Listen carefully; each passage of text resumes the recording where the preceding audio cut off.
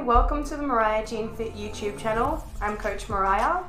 Make sure you like our videos, subscribe to our channel, and share our videos as much as possible so we can reach a broader audience. We appreciate your support and enjoy the video.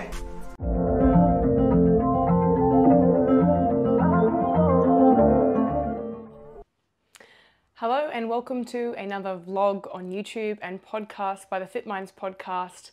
Coach Mariah here, talking about fruit intake and what is the ideal amount. Seems to be a topic of confusion for a few people who are trying to navigate the world of nutritional balance in their lives, and somewhere along the lines it's gotten a little bit too complicated for them and they've kind of given up with it, and they're looking for some answers.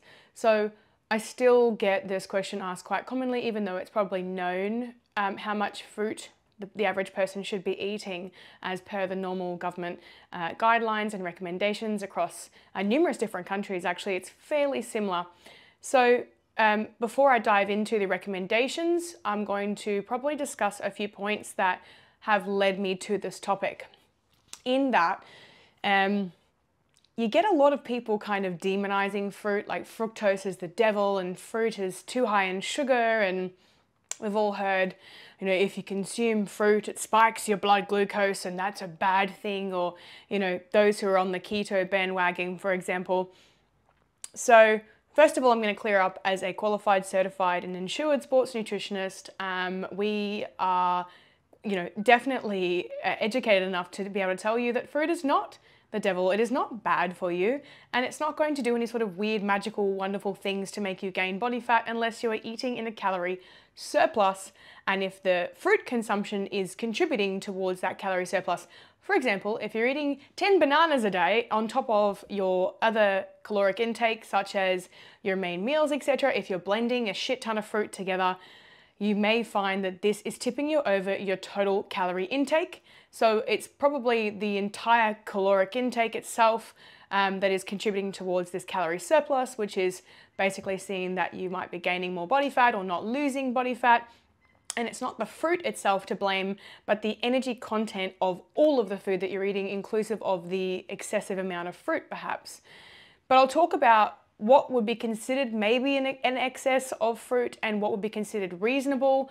However, there's obviously a lot of information out there about the fact that consuming more fruit isn't terrible for you either. It's just about being conscious of how many total calories you are consuming daily in relation to your goals. For example, if you're eating in a calorie surplus and you're trying to gain weight, you're trying to gain body fat, or you're trying to gain muscle, that perhaps increasing your fruit intake may be an easier way to do that. However, obviously there are other ways to increase your carbohydrates where you aren't going to be as full as you might be if you were eating 10 or 15 bananas a day. So let's dive into the couple of talking points. We've got limiting fruit intake on purpose can be detrimental to general health and energy levels due to the lack of essential nutrient uptake and fiber uptake. We know that fruit and vegetables are plant-based sources of carbohydrates for ingestion, and they contain essential nutrients and they contain fiber. Now, essential nutrients are basically the nutrients we require for everyday bodily function and preventing chronic disease and illness, and the list goes on. If we're not getting enough essential nutrients, we basically feel like absolute rat shit. Now, along with that as well, there is fiber contained in fruit, also fiber in vegetables, but there are different types of fibers in fruits, different types of fruits, and depending whether you eat the skin, for example, on an apple, will depend on whether you're getting both insoluble and soluble types of fibers. And we do need a variety of these in our diet. So there is enough evidence to support the idea that fruit itself, along with vegetables, having that balance is actually fantastic for your organ health. You know, fiber we need for digestion. We need that to help us go to the toilet. It is something that needs to be in your diet. If you don't have enough fiber, that may be why you're having some issues with your digestion and your toilet habits. And on the other end of the scale, you may be consuming too much fiber, and that might be upsetting your tummy as well. And that's where overconsumption of fruit and vegetables can often be a little bit harmful to the digestive system, in that if you have too much fiber, it can cause things like diarrhea and even constipation in some cases as well, because your digestive system, your digestive tract cannot deal with that level of fiber. So along that as well, that recommendation with fiber, we look at the recommended daily intake is generally around 25 grams for women and 35 grams for men. You will see there will be a little bit of a discrepancy there. Obviously, if you've got a higher caloric intake, we look at around 14 to 15 grams per 1,000 calories for each individual person. So that, in conjunction with fruit intake, will obviously pair up with this idea that we need the additional fiber. So the next point I will address is obviously the current fruit consumption of a daily average adult. This is quite scary. Is around that it's consuming enough fruit and vegetables. We'll say fruit for the purpose of this podcast. We only have 6%. 6% of Aussies, only 6% are consuming enough fruit daily. Now that's less than 1 in 10 people are consuming enough fruit daily. And treating fruit like an afterthought is a very easy way to neglect your nutrition, your energy levels, and get sick. The amazing function of fruit is that it contains some incredible nutrients such as vitamin C. There are fruits and vegetables that contain zinc as well, which is fantastic for immunity, along with all of the incredible essential nutrients. There's over 40 of them, and we're looking at things like, even magnesium, for example, is going to be in certain fruits and vegetables and nuts and seeds. And then we've got our healthy fats, our omega-3s, and the list goes on. There's vitamin A, vitamin E, vitamin K. These are all present in fruits and vegetables in different amounts, so differing levels of essential nutrients for each one of those. So if you find yourself getting sick more often and you're not consuming the recommended intake of fruit daily or vegetables daily, this is probably going to be a massive contributor to that issue. So fiber, which is contained in fruit, so that the little brushy fibrous parts of fruit and vegetables, helps prevent things like colon and bowel cancer. So interestingly enough, it actually delays the absorption of carcinogenics for things like cancer. So when we look at prevention of chronic illness, disease, and incurable diseases as well, you can actually see that fiber plays a huge role in this. So obviously the consumption of fruit will assist with that process, along with obviously the antioxidant properties of things like berries and the like, which have seen to improve health, general health, and obviously, as I said, prevention of chronic illnesses and diseases. There's plenty of evidence to support this. As sports nutritionists and dietitians, that's why we end up giving these recommendations, due to the evidence-based practice that we have to implement, for you as the people we're trying to take care of. So, a little bit of an idea about fructose. Fructose is processed in the liver, so that's how it's actually first processed in the liver, and then we convert some to blood glucose and then some to glycogen, which is then used as energy. Okay, so it actually doesn't go directly to the conversion process for energy. So that's the difference between straight sugar and fructose, is that fructose must bypass the liver first. So there's a bit of a slower process with consumption of fruit and energy provision versus, say, a straight sugar, like something like granulated sugar or a liquid sugar contained in an item that's packaged. Now, there's obviously lots of different types of sugars. There's literally dozens and dozens of different names for sugar, so it's really important to keep an eye out for that, but fructose is one of them, which is obviously derived from fruit. Now, fruit and vegetables are plant-based sources of carbohydrates, as I mentioned, provision of essential micronutrients and energy provision as well. Now let's go into some fun facts about some fruits that we know have incredible properties, and I could go on forever about the different properties of different fruits. But for example, pineapple has an ingredient in it that helps break down meat. We know that. Vitamin C helps with iron absorption, and there are certain fruits that are going to be higher in vitamin C than others. There's always that common idea that oranges are quite high in vitamin C and citrus fruits, but you've also got green apples and strawberries, which are quite high in vitamin C. So they're going to have that, plus obviously they're a slightly lower calorie version. So for example, strawberries are lower in calories and they actually come with a massive amount of vitamin C when we consume them. So obviously vitamin C helps with iron absorption, as I mentioned. So if we're looking at consuming red meats and greens that contain iron, there is literally almost no point in consuming those without also consuming vitamin C to allow for full absorption of the iron itself. So they actually work hand in hand together. Now, fun fact, tomato and avocado are actually fruits because most fruits typically have seeds. However, we have seen that with fruits, things like melons, for example, we have got genetically modified versions of those that do not contain seeds, but typically most fruits will contain seeds. So that's how to easily identify a fruit. Now with avocado, it's an interesting fruit because it's going to be predominantly made up of fats and some carbohydrates, but it helps keep healthy cholesterol levels. Avocado fats can also help us absorb things like vitamin D from the sunshine as a fat-soluble vitamin, and other fat-soluble vitamins such as A, E, and K. So again, avocado being a fruit, if we weren't to consume that, if we were to cut, things like this out of our diet, we eventually start to cut out nutrients that are incredibly essential for the process of absorption of other nutrients and other vitamins and minerals. So extremists will talk about this. They'll say that fruit is bad for you or it's evil. You have to keep in mind, what are they trying to sell you? Are they trying to sell you something else that isn't something as natural as fruit, which you can obviously buy from your local supermarket or your grocer? And if they're trying to sell you a product, be really aware of the idea that they are trying to sell you a product, and the product itself does not trump food. It will never trump, just natural, normal food. So if a coach or if a nutritionist or if a dietitian is talking to you about fruit consumption and it sounds boring, it's because it's true. It's because that they can't sell you a product and, while telling you, hey, look, it's probably good to eat an apple a day, or it's probably good to eat a banana a day. It's probably good to eat some berries in there as well, because there are parts of these fruits that cannot be reproduced in a product. Yes, you can to a certain extent, but as nutritionists and dietitians, fruit is best. Real food is best. So fruit would be best in the case of if people say, look, should I have juice? Should I have dried fruit? Having it in its purest form is going to be the best option possible for the way that your digestive system likes to absorb the nutrients and process the fiber. And obviously it still contains the water as well, because obviously apples and strawberries and oranges and watermelons, they all contain water.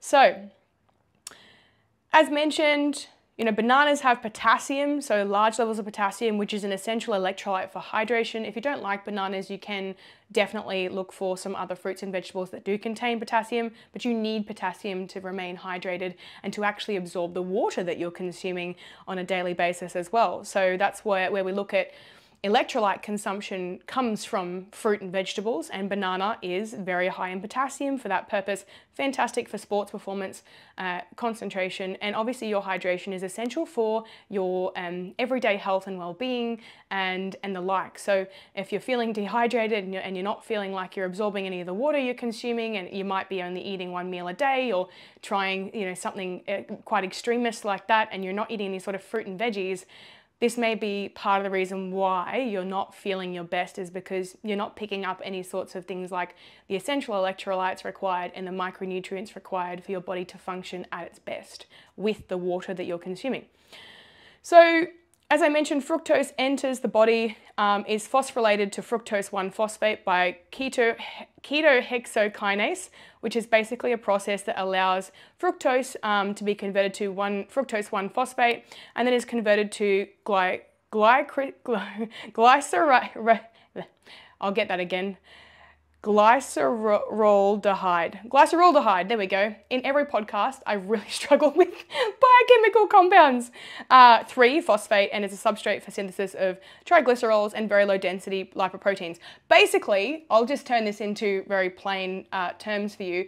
Fructose is used to synthesize fats, so break down other fats in the body, like so lipoproteins and things like that, and triglycerols. So it allows you to break down fat on your own body, but is also the fats that are digested and consumed that you consume daily. So fructose is actually really essential for helping your body break down lipids, helping your body break down the fats that you store and the fats that you consume. So Fructose also helps balance blood sugar levels. So it helps with alertness and energy levels. So we can't just rely on, standard carbohydrates and like simple sugars for balancing blood sugar levels. Yes, we can to a certain extent, but there is a role that fructose plays in this, in that there is a positive response from fructose uptake into the liver. So how much? So you're probably like, wow, she spent 15 minutes talking about fruit and how good it is. How much fruit is recommended? Well, it's honestly around 2 to 3 serves a day for the average adult, even kids as well, or 1.5 to 2 cups of fruit daily. That is the minimum requirement. So you can see why maybe your loved ones are not consuming enough fruit daily, and this could be affecting quite a few things in your life, including, as I mentioned, your immunity, how often you're getting sick, your natural energy provision, and also too, if you're looking at living longer and preventing chronic disease and illness, this is one of the best things you can do, is increase your fruit intake to the minimum daily. So try and pick fruits that you like. Like, don't go out and eat fruits you don't like. For example, like rock melon, watermelon, if you don't like those, don't eat them. Just try and pick 2 different fruits or 3 different fruits. Like, repeating the same fruit over and over again, there's no real benefit to doing that. If you've already eaten that piece of fruit for the day, you imagine it's got a micronutrient, profile. And so if you eat a green apple, you've got all the nutrients from that. It probably would be beneficial then to eat a banana because it's got a different micronutrient profile. There'll be some crossovers, things that they have in common, but it's good to get a variety. We talk about food variety, and fruit and veg variety is just as important. So any more than the 2 to 3 serves of fruit a day, there's an ongoing debate about this, and I suppose from my personal standpoint, I won't say from my professional, but certainly from my personal standpoint, if you're looking at any more than these servings of fruit, if you're, for example, constantly reaching for fruit, another nectarine, another apple, another mango, another this, and you've kind of had, it might be that you've already had 3 nectarines for the day, or you've already had 2 apples and a banana. If you're constantly reaching for fruit because you're craving fruit, there could obviously be a correlation to the idea that maybe you're not eating enough vegetables. We need the 3 to 5 serves of veggies, so the 3 to 5 cups of veggies a day. I know it seems like a lot, but also it could be a correlation to this idea that you may not be having enough starchy vegetables. You may be trying to avoid carbs like potato and pasta and cereals and grains, and by doing that, you're then substituting and kind of craving and compensating with the fruit, right? So that you're reaching for these fruits because your body actually requires some slow release carbohydrates, which you could easily get from bulking up your meals with some rice or some potato, or maybe allowing yourself to have bread and cereal in portioned amounts that are suitable to your calories. So I have found this quite commonly with a lot of clients that start up and they've kind of tried to carb cut, or they've tried to reduce their caloric intake by just not eating carbs in their lunch, having a salad with protein and not including things like potato and grains, and not having cereal for breakfast, and trying to have a smoothie without any sort of grains. And they are obviously consuming fruits. They might have a banana smoothie for the morning, but there's no oats, so there's no protein powder in there. It might just be straight fruit. And the issue with that is that fructose is obviously not as quickly absorbed as simple sugar. And I mean that in the case of, say, for example, just like granulated sugar, or even things like honey, for example. It's not as quickly as absorbed and processed. However, it will be more quickly absorbed than, for example, oats, because oats are going to be a slower release carbohydrate over time. So you're wanting to look at combining fruits and complex carbohydrates together to give you a combination of a faster release and a slower release carbohydrate throughout your day. And that will help out with sustained blood sugar levels, as opposed to this idea that you're only topping it up with fruit, which is going to give you pretty quick, hard hits of energy, but you're not going to get hours and hours out of that fructose. So, and that's probably where fructose gets a bad rap, is because it does give you a quick hit of blood glucose. However, it's certainly required to some extent to have those quick hits. We can't just rely on slow, sustained blood glucose levels, because that's where you kind of see your energy kind of sit here. It's there, it's just you're not kind of getting any sort of like nice spikes there where you can actually go out and make something of your day, and certainly improve things like your concentration as the day goes on as well. So the next point, No harm in consuming more fruit. So if you're consuming 4 to 5 pieces, sure, like if you just, especially if you're a dude, and if you've got to consume 5,000 calories a day, sometimes it is just easier to blend 2 bananas together. And I have heard of some coaches, for example, eating half a kilo of fruit. If they're men, if they weigh quite a lot, if their training is quite intensive, sure, if they have a preference for consuming lots of fruit, absolutely. But you'd have to look at whether or not that's tipping you over your total fiber intake for the day as per your recommended calories. And if there might be some other fun food that you could substitute in, or even something that is easier on the digestive system, such as white rice, which might be slightly lower in fiber, or even simple sugars like some lollies and some chocolates here and there within small amounts. When I reference this idea of incorporating simple sugars into the diet, it really just comes down to, if you think it's too complicated to do this, it's 80-20. 80% whole foods, so 80% of those whole grains, fruits and vegetables, etc., that and then obviously lean protein sources that are going to make up the bulk of your meals and snacks. And then there's that 20% where you fill it up with just the things that you enjoy in smaller amounts that that you don't have to feel guilty for, and you certainly aren't going to feel like crap because you're not over consuming these sugars in large amounts, and you're certainly not over consuming saturated fats in large amounts either. So if you're constantly reaching for fruit, maybe you're not eating enough of either. For example, if you're of the carbohydrates, so let's say you may not be eating enough vegetables, and you may not be eating enough whole grains, cereals, and complex carbs. So as I referenced previously, just literally I suppose audit your fruit intake. If you're currently not consuming the minimum requirement, maybe try and bump that up a little bit, and a little bit less of those, simple, quick hit sugars. And then obviously if you are over consuming, and I wouldn't say over consuming from a professional sense, but certainly eating a lot of fruit, maybe look at, okay, maybe I could bump up my rice or something, or bump up my oats in my breakfast, or bump up something that is going to give me a little bit of a longer sustained energy release. So if you eat too much fruit, this is going to be one of the side effects that you will experience: diarrhea, constipation. For example, if you consume, we've all done it, too many peaches or stone fruits when you were younger. And I always say, just listen to your body and what works for you best. If you eat a ton of prunes in one sitting, that's going to give you diarrhea on purpose sometimes, if some people want to do that. But it's not something I would recommend a lot for helping with digestion, simply because it is, I suppose, a method that was probably used years and years ago to try and get the digestive tract working, but sometimes you can do the complete reverse of that, and you can actually end up being worse off and more constipated than you were in the beginning. So just keeping in mind that overconsumption of fruit on purpose is not necessarily something that a lot of dietitians and nutritionists will recommend, especially for digestive changes, etc. So the downside to lots of fruit consumption or overconsumption of fruits, as I mentioned, is that honestly, the total calories, it's easier to overconsume calories when you're consuming a lot of fruit, because it's going to have, for example, bananas have around 110 calories per banana. So they're pretty potent and calorie dense. Fruits are going to easily bump up your calories if you are looking at, trying to get more pure carbohydrates in, which is good. But the fat gain can result from overconsumption of total calories. So that's why overconsumption of fruits can probably be something that we steer clear of if you're trying to, eat in a calorie deficit, and maybe more of that supplementation in of those slower release carbohydrates, but still achieving your minimum servings of fruit daily recommended. So the portion limit, honestly, is not a limit because we're trying to tell you that, fruit is the devil. It more so just helps with calorie control, along with the other recommended amounts of food requirements in the day, and it also helps out with your essential micronutrient requirements too. So, the two fruit recommendation, or even 1.5 to 2 cups, sees that you will get most of those nutrients you require from fruits daily for, as I said, sustained energy levels and chronic disease prevention and helping with immune health.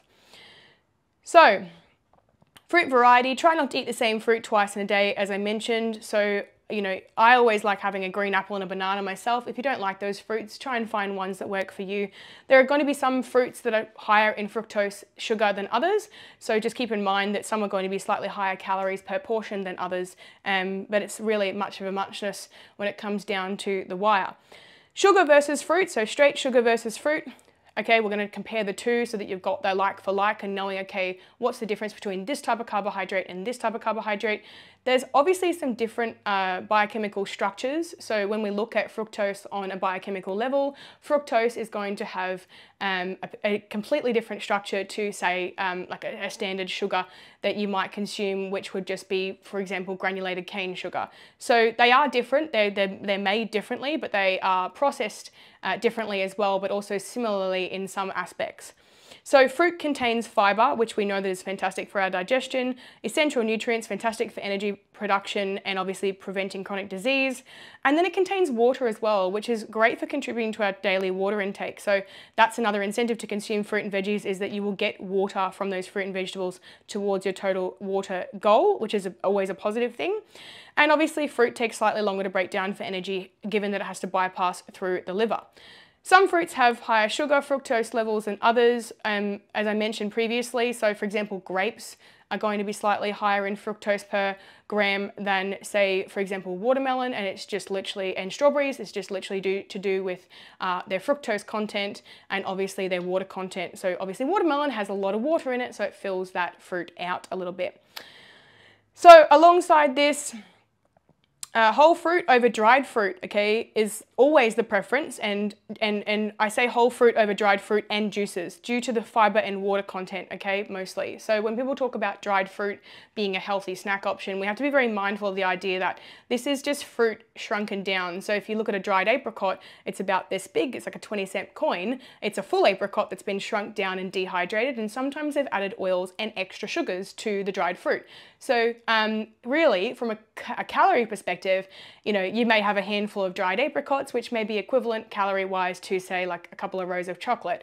And if you're trying to weigh up your bang for your buck, I know which one I would prefer for calories. So if you don't like dried fruit, you don't need to eat it. It's not like you need to consume that to get your fruit intake in. You can, but just be mindful of the fact that it is very relative. So when fruit is dried, it is shrunken. So if the portions will need to be a lot smaller, and we always have a full preference to whole fruit over dried fruit and juices due to the higher fructose content for the actual portion size that you're getting. So if you look at a bottle of juice, for example, they might say contains 4 to 5 oranges.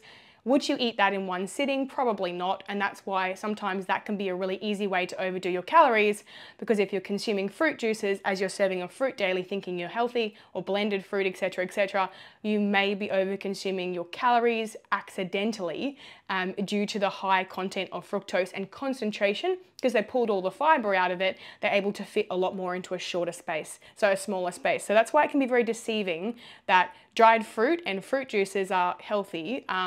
I mean, yeah, to a certain extent, you're getting some essential nutrients out of that, but you're getting a more condensed calorie version of that. So it's kind of like drinking straight cordial versus diluted cordial. The diluted cordial would be your fruit, your whole fruit, and it would have fiber in it as well, which is quite handy. And then obviously the straight cordial would, like, you know, gonna have exactly the same calories as what the diluted cordial has, but you know, that would be the representation of your dried fruit or your fruit juice, which is quite concentrated in calories. So, and obviously the added oils and extra sugar, if you're not aware of calorie intake, it can blow out your total calories quite easily. If you are thinking that you're consuming dried fruit and fruit juices being super healthy, this could be the item that you're consuming daily that's actually quite high in calories and you didn't realize. So, common misconception is that, yeah, dried fruit is healthy as a snack, but I do suggest having a look at the calories contained in what you actually enjoy eating versus, say, some dried fruit, and you'd be very, very shocked that maybe a row of chocky isn't looking so bad. So, easy way to eat fruit. As I'll finish up for the podcast, I'm going to keep this one nice and short because I like to be very to the point when it comes to very specific podcasts like this. An easy way to eat fruit is as a snack. So just literally just snack on an apple. You know, you can have little slices of it too. That's always a nice way to create an incentive. In a fruit salad is another way, so you can mix it up and then obviously create that as a recipe in MyFitnessPal, the portions you've got and how many you've made. And then add to other meals like oats and cereal, or even have it with, for example, tomato on sandwiches, etc. if you like tomato. Not really seen to have fruit very much with main meals because they don't usually go together, but sometimes you can put pineapple in a stir fry, for example. And a great pre-workout is a banana. So there's a reason why there's a campaign in Australia to consume bananas, not just for obviously the banana industry itself, but also for the fact that banana does come with a lot of bang for your buck with regards to potassium intake and carbohydrate from the fructose that's provided in a banana, as well as the fiber. If you actually look up bananas and the properties they have, there's over 100 different properties of a banana for health reasons. So it's something to take into account when you're choosing your fruit. Okay, so that's it. I'm going to finish up for today on the half-hour mark. But looking forward to doing another podcast for you soon, and looking forward to seeing you happily consume your fruit after listening to this vlog/podcast. All right, talk to you soon. Bye.